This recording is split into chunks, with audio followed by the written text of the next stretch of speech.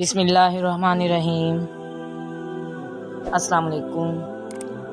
چوتھا قصہ، اہل بیت کے لیے زکوٰۃ حرام۔ بخاری شریف کی ایک روایت کے مطابق حضور پاک صلی اللہ علیہ وآلہ وسلم کی خدمت میں زکوٰۃ کی کھجوروں کا ایک ٹوکرا لایا گیا۔ آپ صلی اللہ علیہ وآلہ وسلم انہیں تقسیم کرنے کا ارادہ رکھتے تھے کہ حضرت سیدنا امام حسین علیہ السلام، جو کہ ابھی چھوٹے تھے، آئے اور ایک کھجور کو اٹھا کر منہ میں ڈال لیا۔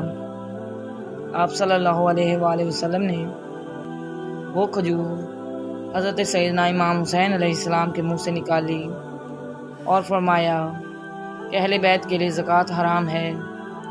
بس اس دن کے بعد حضرت سیدنا امام حسین علیہ السلام نے اپنے نانا حضور پاک صلی اللہ علیہ وآلہ وسلم کی بات ذہن نشین کر لی اور پھر کبھی اہل بیت کی سیادت پر حرف نہ آنے دیا۔ پانچواں قصہ، جبرائیل علیہ السلام کا آپ رضی اللہ عنہ کی شہادت کی خبر دینا۔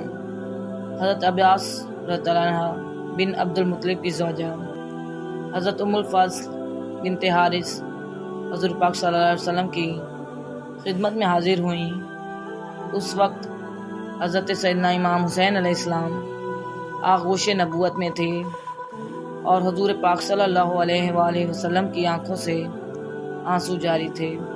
حضرت ام الفضل نے عرض کیا کہ میرے ماں باپ آپ صلی اللہ علیہ وآلہ وسلم پر قربان ہوں، آپ کیوں روتے ہیں؟ حضور پاک صلی اللہ علیہ وآلہ وسلم نے فرمایا، جبرائیل میرے پاس آئے اور انہوں نے مجھے میرے اس بیٹے کی شہادت کی خبر دی ہے۔ حضرت ام الفضل فرماتی ہیں کہ میں نے پوچھا، کیا اس بیٹے کی شہادت کی خبر؟ حضور پاک صلی اللہ علیہ وآلہ وسلم نے فرمایا، ہاں، اور جبرائیل میرے پاس اس جگہ کی مٹی بھی لایا تھا جہاں اسے شہید کیا جائے گا، اور وہ مٹی سرخ رنگ کی تھی۔